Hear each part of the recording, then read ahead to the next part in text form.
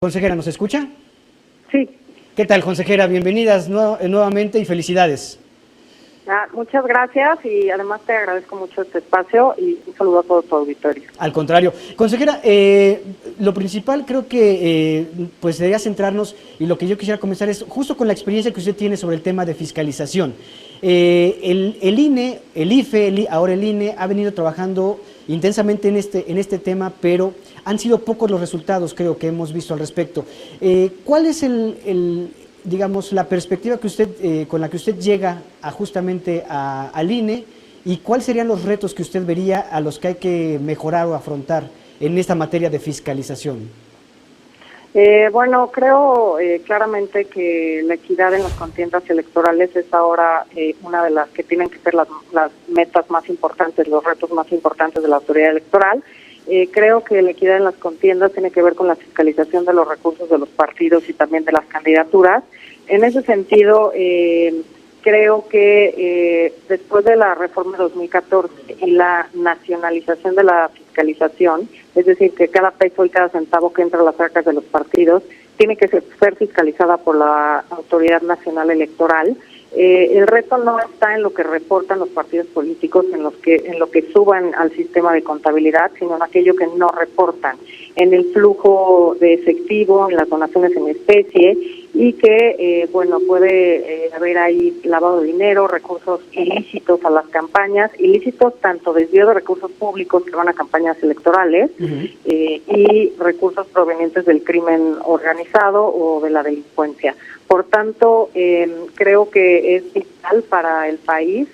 atacar estos dos temas, el lavado de dinero, pero también el dinero ilícito en campañas, porque creo que cualquier candidato o candidata que llegue al ejercicio de un cargo público lo tiene que llegar y lo tiene que asumir en condiciones de legalidad, cumpliendo con la ley, con contiendas equitativas, y creo que es la manera de garantizar que lleguen a espacios de manera independiente y que cumplan las promesas de campaña que hacen a las y los ciudadanos. Creo que si llegan con compromisos de quién les aportó ilícitamente recursos, tendrán que cumplir aquellas promesas o aquellas condiciones a las que accedieron por tener acceso a estos recursos, y por tanto creo que una de las tareas importantes es volver a ver al ámbito internacional, por ejemplo al Grupo de Acción Financiera Internacional, que establece los estándares para la prevención del lavado de dinero, no específicamente en las campañas, sino incluso en todos los países, y cómo se tiene que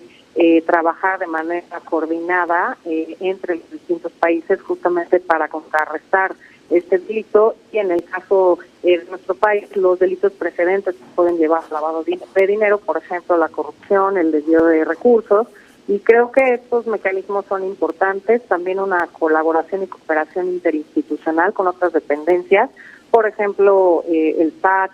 la Secretaría de la Función Pública, la UIF, para tener acceso a estos datos que nos permitan tener claridad de cómo llegan las y los candidatos a las campañas electorales y cómo están llegando los recursos a las propias arcas partidistas, de dónde vienen y a dónde van, e incluso, ¿por qué no? Seguro tenemos una vía por la que sale incluso del país este dinero, y por tanto tendremos que utilizar las rutas legales que tenemos como país para acceder a información internacional respecto a recursos que vengan de México o que vayan de México al extranjero, particularmente de cuentas de partidos políticos o de candidatos y candidatas. Claro, consejera, usted habla ahorita justamente y muy bien de este tema de la relación o de estrechar la relación con otras instituciones. La pregunta sería, ¿le haría falta un poco de dientes, digamos, como se dice coloquialmente, al INE en ese sentido? Sabemos que contamos con la FEPADE, con una fiscalía dentro de la Fiscalía General especializada para atender delitos electorales, está el Tribunal Electoral, pero de pronto muchos temas se quedan atorados en la FEPADE y tardan mucho tiempo en castigarse o en investigarse. ¿Le haría falta un poco más digamos, de dientes al interior del INE para justamente estos temas de fiscalización, de poder hacer mayores sanciones o sanciones mucho más severas? Pues creo que tendríamos que buscar más bien la vía de que, como dices, pues se resuelvan y se atiendan los temas. Claramente es obligación del INE dar vista a la FEPADE cuando se esté en presencia de la comisión de un delito electoral, pero creo que también podríamos, y así se ha hecho, o se hacía cuando menos cuando yo integraba ese órgano electoral en 97, dar vista a otras autoridades para que ellas actúen en el marco de sus competencias. Por ejemplo, pues si se trata de funcionarios públicos que además están después quieren ocupar otro cargo y están haciendo campaña y se detecta dinero ilegal en sus campañas, valdría la pena también dar vista a la función pública, o si estamos en presencia a lo mejor de una defraudación fiscal, pues darle vista a la autoridad competente, o incluso si se cree o se tiene dudas del manejo de recursos para una campaña, pues incluso podremos estar en presencia de lavado de dinero, y creo que pues dar vista a la unidad de inteligencia financiera propiamente con los datos a los que accede la autoridad electoral, a los que los partidos políticos manifiestan, digamos, en sus informes, y también a los que la autoridad se allega derivado de distintas medidas de verificación de los gastos o de los eventos que realizan los partidos. Entonces, creo que lo que me parece que tendremos que hacer como mucho más claramente es estrechar esta comunicación de ida y vuelta entre otras dependencias que tienen acceso a otra información distinta a la que tiene el INE y a la que no necesariamente los partidos reportan, porque bueno, los informes están claramente establecidos los rubros, las cuentas en las que tienen que depositar los recursos, también bueno, el tema de los recursos locales y los federales, en fin, hay una serie de medidas diversas que ellos están obligados a respetar cuando reportan en sus informes, pero creo y me gustaría pensar como más ampliamente en toda esta cantidad de información que tiene el Estado mexicano y que también tienen las entidades federativas que nos pueden ayudar a hacer mejor nuestro trabajo. Claro. Aquí nos peleamos con los plazos, claramente, pero yo creo que tenemos que ir más allá. ¿Sí te parece que estamos correteando el tema de la fiscalización para que un candidato o candidata que violente, por ejemplo, el tope de gastos de campaña, no pueda acceder al espacio público que ganó de manera ilegal, o si se pueden aplicar alguna de las causales de nulidad establecidas en la Constitución? Sí. Pero creo que hay que pensar un poco más allá, ampliar los horizontes, la información y utilizarla justamente para tener campañas equitativas. Consejera, finalmente estamos prácticamente a semanas de que arranque de manera oficial, porque de manera extraoficial creo que ya arrancaron, al menos para ciertos políticos, pero de manera oficial estamos a semanas de que arranque el proceso electoral del 2021, en donde será un proceso, se renovarán obviamente diputaciones, gobernadurías, en fin, es un proceso muy grande. ¿Cuál es el principal reto que ven los nuevos consejeros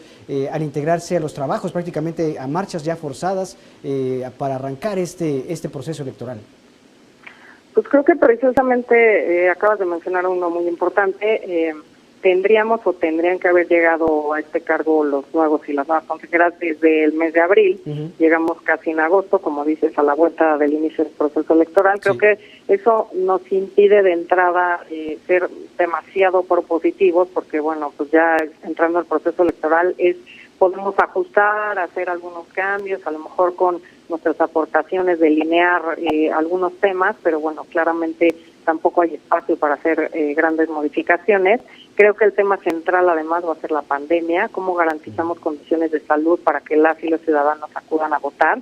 Claramente lo primero es la vida y la salud de las personas, pero también creemos que no se puede detener el ejercicio de los derechos político-electorales. Entonces tenemos que plantear una serie de medidas que garanticen o que cuiden la salud de los votantes y también de las y los funcionarios, por ejemplo, de mesas directivas de casilla, los capacitadores electorales, en fin, todos los funcionarios y las funcionarias que trabajan en el Instituto Nacional Electoral y todos las y los ciudadanos que al final también colaboran en este espacio de participación ciudadana para hacer los procesos electorales. Entonces, creo que el reto principal, como dices, es la elección más grande, más de 21,000 cargos, aproximadamente 96 millones de electores inscritos en el padrón electoral, pero sin embargo creo que el tema de la pandemia es el tema que vamos a tener en mente para tomar muchas de las decisiones. Y hay muchos temas, en el mundo se han organizado ya en estas épocas elecciones, hay lecciones que podemos aprender, medidas que se pueden implantar, y creo que salvo que la situación sea como muy crítica. Tendremos que pensar en cambiar un escenario electoral y quizá posponer, pero en este caso y en este momento creo que no estamos en esas condiciones y que tenemos que evaluar par y paso lo que se vaya haciendo. El INE ya cuenta con un comité experto en salud que va recomendando esta serie de medidas y creo que de la mano con los expertos en salud y con otras experiencias en el mundo respecto a organizar elecciones en estas condiciones, podemos tener buenos ejemplos. Perfecto. Consejera, le agradezco mucho estos minutos para Cruce Informativo y para Capital 21 y nuevamente enhorabuena por su designación. Al contrario, gracias a ti, te agradezco el espacio y seguimos en contacto. Muchas gracias. Seguro que será así porque se vienen tiempos bastante interesantes. La consejera Carla Humphrey Jordán, nueva integrante del Consejo Electoral del Instituto Nacional Electoral.